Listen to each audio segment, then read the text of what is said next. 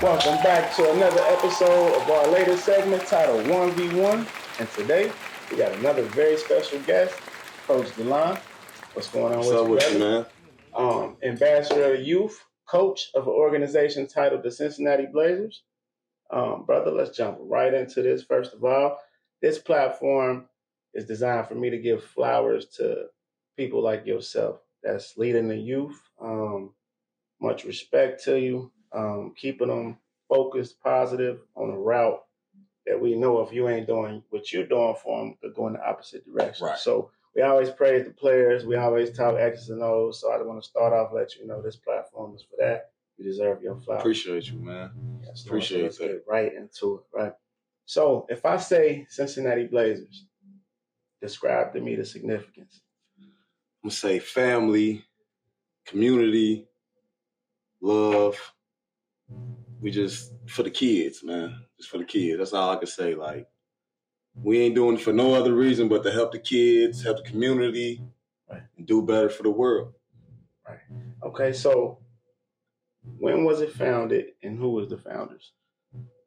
That's a two-part question right there. So we first got founded in 98. Okay. My daddy, he started it. I played up with my older cousin, 2 years above me. And we just started off Hoop It Up. We went from Hoop It Up to leagues to tournaments. And that probably went on to about 03. And then that's when they went to high school. I was still in the 6th, 7th grade. We put more of the focus on that grade. Right. We only had one team then, so we put more of the focus on that grade. And we just built the team around that. We probably took that to about 06, 07. We had, 4 national champions? Well, we went to the Nationals 4 times. Our highest seed, we finished with about 15.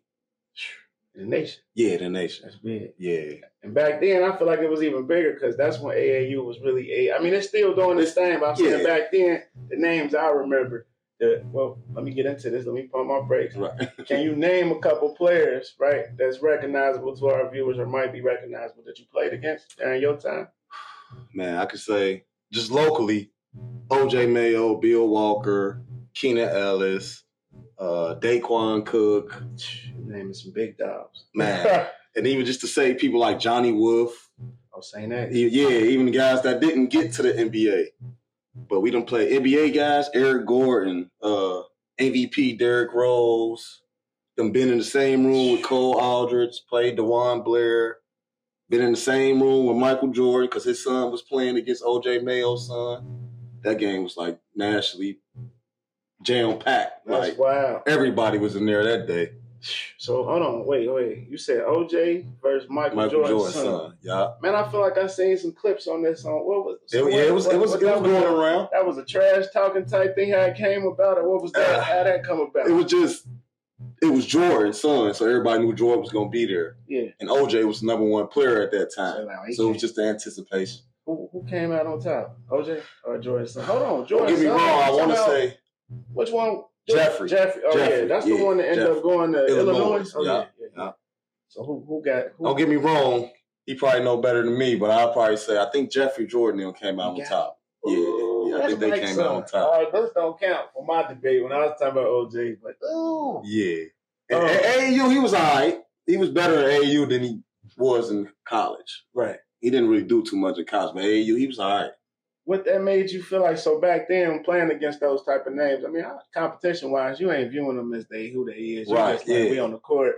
How that make you feel now looking back? Like, man, we used to realize how you just described it to me. Man, I tell these kids all the time, man, that's the best feeling. Right. When you know you played against somebody that's been there in the highest level. Watching on TV. And you're watching them on TV, and you could tell your kids when they get older, like, yeah, I played against them. Sit down for a minute. Yeah. Tell you how to do that's the best feeling, man. Ain't nothing better than that, especially when you in these sports. It don't matter what sport you play. When you can tell somebody that's a great feeling, man. That's the highest, right? Yeah.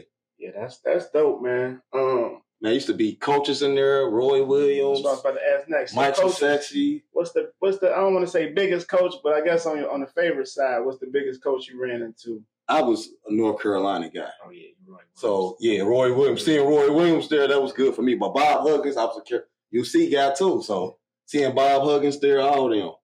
So just to kind of pivot, is AAU, let me ask you this question. Do you think, all right, so what to prepare a kid best for the next level? We know you go to high school, you got to play with the high school. Right. But I don't want to make this like a versus thing, but if we talking AAU basketball, high school basketball, which is more competitive? I guess a two-part question. Which is more competitive and which is more needed structure-wise for the next level? I say AAU, you're going to get your best competition there. Right. You're going to get your best competition there. But so that's everybody. Everybody. Okay. You're going to play everybody. You get all the different cities, states. But high school gets you that structure because it gets you more discipline, I should say. Right. For the next. So college ball, it's the style you more so going to play. Right. With the college opposed to the running. And AAU more like the NBA style you would play. So they fast paced. Right. Yeah. Okay. So we'll get you ready for both. Get you ready for both. I always wondered that, man. I had I said this in one of my other interviews. It was not a parent. Well, yeah, a parent. He was telling me that he wanted to sit his kid out of his high school team. Well, because of favoritism, really. But he was saying through AAU, his son could still get to the same finish point. Is that true? Yeah. Oh yeah. We went to a tournament, the Rocky Top Nationals tournament last year in Gatlinburg. When we left there, I had Tennessee State coach emailing me about players. Oh, trying to recruit basically. Yeah, having them come to his camps and all that. So AAU getting you to college just as much as high school is. I know some people, like you said, they didn't get their scholarship from high school. Right. So they stopped playing high school. They got their scholarship from AAU. It's actually going on. Okay. Oh, yeah. What about, so is that tied in to how it be with overseas? Like, not overseas, I guess, what's the OTE league? That's basically AAU? That's like a pro league. Oh, that's like a pro league. They got high school. What's the age? I know they got high schoolers because they got the one kid. The Romello? You talking about I think his name, don't get me wrong. I don't want to say the wrong following name. them. They got some dogs. He's from Ohio. He's like the number 2 player in 2027. But he signed to OTE. Oh, so you running through all of you get a chance to see the top of the top, even if you ain't playing against them. Especially now on the coaching side, you just like, damn. So even before that's live for me, man. We see them every time we go. Somebody. You're gonna see somebody. So before they even talked about for real. Yeah. Oh yeah, that's dope. So I got to see you play in the GCL, make an all GCL team. I'm sorry. That's not easy to do in that conference. Especially back then. So can you compare that mental edge that you had then and applied to basketball versus the one that you use today as a coach? Well, it's hand to hand. The same way I play, it's the same way I coach. So I was more of an aggressor. I was more of a kind of a coach on the court, so it came easy to me. Point guard, yeah. And I was a true point guard. I didn't have to score to affect the game. Right. So it just basically worked hand to hand. That's how I am now with coaching. I'm on my kids about just playing hard, toughness, intensity, all that.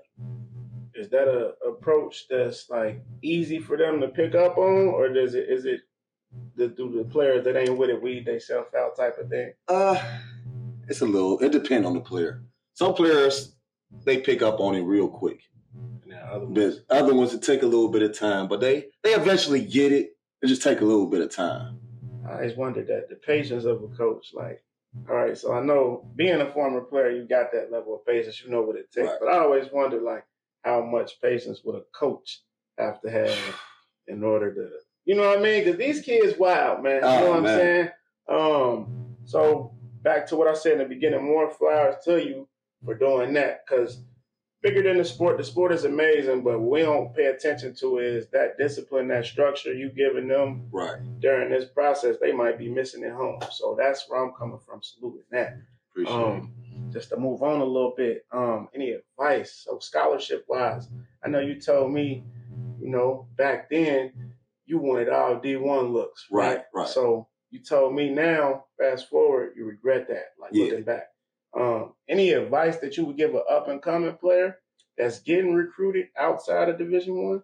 Well, right now is the best time because you can go from JUCO to D1 in the same year almost with the transfer portal. No type of penalties or nothing. Once you get done with your first year, if you show off, get up out of there. Get up out of there. Your stock going up. Yeah, back in the day, it wasn't that easy. But yeah, the D1 thing, I wish I'd have thought about it more. But back in the day, they ain't tell us about everything you can get from basketball, even if you ain't playing basketball. Right. It just, Like you can coach and training. It's just agents. It's everything you can do just by being in the game of basketball. But back then, they didn't tell us everything. They got more information now, for sure. Yeah, probably just exposed more. They probably had the same info back then. It just was only the certain people that had it too. Internet one that's big. For the mental of the young baller coming up, I mean, you just touched on it, but so they shouldn't be discouraged if all the D1 schools, the Dukes, the North Carolinas ain't calling them. Still take the D2, D3 schools. Because most people ain't going to get the Dukes and Carolinas. Right. Let's be real. And that's what I'm getting at. So for these young kids that's watching or might see this to understand from somebody that's been in that circuit that it's possible for sure, right? But you got to understand the numbers, right? Right. It's a numbers game. Yeah, it's a numbers game. So let's entertain all options. You know what I mean? Aim for the highest, but I think it's important of them hearing from somebody that was in the mix. You know what I mean? Somebody they could relate to. At the end of the day, you just want to get the education. Yeah. That's it. And that part is big. That's always left out. So tap on that. Tap in on that. Explain for the viewers how important that is for an athlete. You just use the sport as a tool to get the scholarship. Because everybody, we know these scholarships cost. And this tuition for these schools, it costs. So you use the sport for the tool. If you're good enough to get to the next level and play pro, then that's just a plus. Yeah. But the whole goal is college. Not have to pay for college. Start there. Especially for people with our skin. Right. They need to know this, though. Yeah. They need to know this because I think what they see on TV or maybe on YouTube or something, like that, it creates an illusion that it's not the focus like you described it. Right. So that's important. When did coaching all start for you? Coaching started, like I said, it basically started on the court. Yeah, no, you the floor general. You was the floor general. It basically started on the court. But when did it click for you? Like, hey, it really clicked for me in high school. I was coaching summer camp at Roger Bacon. They used to always have the players coach the younger kids. Yeah, coming in. And I won a championship my first time. And all the kids gravitated to me. So in my head, it clicked to me like, oh, shit. Oh, my bad. I didn't know if I could. Oh, you good. All right. But it clicked to me like, I can do this. But fast forward, I kept playing. Like I said, I went to school, but didn't play in school. So I got away from basketball a little bit. Then I had my sons, and they got into it. Start helping them out a little bit. Like, they practice teams. I help them at practice, at the YMCA, Friars Club, stuff like that. But we really got this started back jumping 2022. 22. Okay. Yeah. So that's when I really got back into coaching full time. And if you don't mind me asking, so at that point at 22, so when you say back into it, so now longevity wise, how long you see yourself doing it? I say forever, but because I know I'm gonna love this forever. That's how you know I was getting at is love. Right, yeah, I'm gonna love it forever. I don't need money or nothing. It's just the love for the game. That's what love for that's my first love. So it ain't never gonna go away. That's amazing. That's what I was looking for, honestly. Yeah. So I want to know, man. So tell me, all right, it don't necessarily have to be a particular game or a particular player. Explain to me your highest moment. I would take it back to Gatlinburg last year, winning the national championship there. Mm-hmm. Just seeing the kids' faces, the kids so happy, everybody just ecstatic. Yeah. When you see that, that's the best feeling in the world. Man. Especially when you impact, you can do it with your kids, but when you impact somebody else's kids, that's the best feeling in the world. They really look up to you. Yeah. That's amazing. So, swinging a little bit, what about your lowest? The lowest? Maybe not a loss, but just, maybe a tryout or something you had. With coaching? Yeah, coaching. My lowest just losing kids. Like a kid might not work out for the program and have to go somewhere else. That's my lowest. But you done develop a relationship with them. Because like I said, we got love for all these kids. Yeah. No matter you still with us or you not. That's amazing to me that building that camaraderie, man, that's needed. Because a lot of our kids, like you said, especially our color, we missing that in the communities. I mean, we'll have it, but it's either in rap or the streets. It ain't never was something that's positive. positive and functional. So I'm gonna keep tipping my hat to you, man. As far as that go, that's someone to get into, man. Coaching. What's a dream job for you? Any level. If you had to pick, well, let me break it down. So if you had to pick high school, college, let's start there. High school, what's your dream job? High school, I plan on being a varsity coach one day. Where would you, if you could pick one place? If I could pick one place. Ooh, that's hard.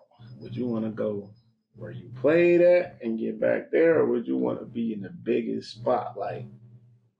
I think I want to be somewhere more urban. Okay. Yeah, like if you could take a public school far, I feel like you could do something. Yeah. And I like working with the inner city kids more because too many people ain't trying to work with them. That's what's so up. That's what I was doing saying. It for the right reasons, man. I respect that. Coming out to check out the team. Is there some players you can mention to look out for?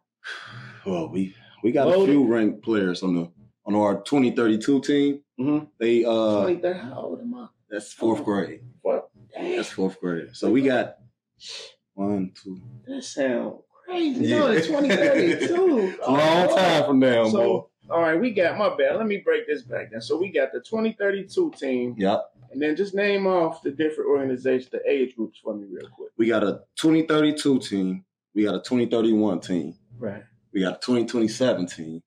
We're working on every age level right now. But our next one is 2033. That's the next one we getting pumping for sure. Oh, that sounds like that'll be okay. Yeah. That's what's up. What's the most difficult?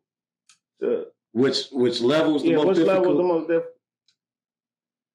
The older kids, you don't have to coach as much because they already got it in their head. Trained, yeah. The younger kids, I don't know how to explain it. They got it, but you kind of got to tell them sometimes because they kids. They hard-headed. Yeah, they run around. They forget real easy. Right. But I wouldn't say, I don't know. It's kind of both the same. I say it's both the same because you got to deal with the outside stuff with the older kids. The younger kids, you ain't really got to deal with that. That's so you might have to be the therapist, the coach, exactly. The mentor. You never know.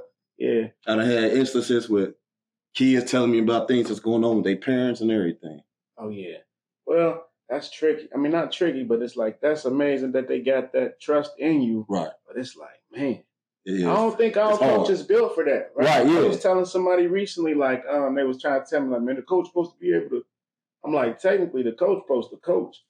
Some people gifted enough to be able to be a mentor. Right. You know what I'm saying? But I don't think that all coaches are that. You know what I'm saying? But we'll look at them thinking they are. And all coaches shouldn't be mentors either. At all. Shouldn't even. Yeah. It should be totally separated. That's amazing, man. So what about NBA? You see yourself climbing college? Let's go college first. I can see somewhere in college. I would like to get to college. What you want to North Carolina? You want? Yeah, of course it'll be North Carolina. Man. But I wouldn't mind putting on that shirt either. Oh yeah. Oh yeah. They down the road. We go down there, stampede. Hey, let my guy in. You hear me? Right. Go down there and do something. NBA, you ever thought about that level? Nah, them coaches, some of them, it's only like 3 to 4 of them. That's legit. Yeah. Level, they in and out. They from Kroger's. Yeah. They just got on. Yeah. Now, I never really thought about that level because I'm just so focused on the youth right now. Mm-hmm. If I could get there, I'll probably have to take a look at it. Yeah. If I get there, I'll probably have to take a look at it. I think, man, if you put your mind to it, it's gonna lead you wherever you want to go, just because your heart is in the right place. Most people, they choose the money part. Like when you talk to them, like I want to go here and coach here but to hear somebody talk, like, man, I'm really trying to do something for the youth. That's the type of person I am, just outside of coaching. Right. So I respect that, man. I appreciate you giving me some time. Any platforms, anywhere you want to let them know they can be found, information about the team? We got the Cincinnati Blazers on Instagram, Cincinnati Blazers on Facebook. If you want to get in contact with us, CincinnatiBlazers@gmail.com. My info, Coach Delon Simpson on Instagram, Delon Simpson on Facebook. I'm easy to find. Easy to find. Man, it's wrapping it up, man. I appreciate you again, man. Appreciate you, man. Episode, man. It's wrapping up another edition with the 1v1 segment. Y'all stay blessed. Stay tuned, man, for the next one.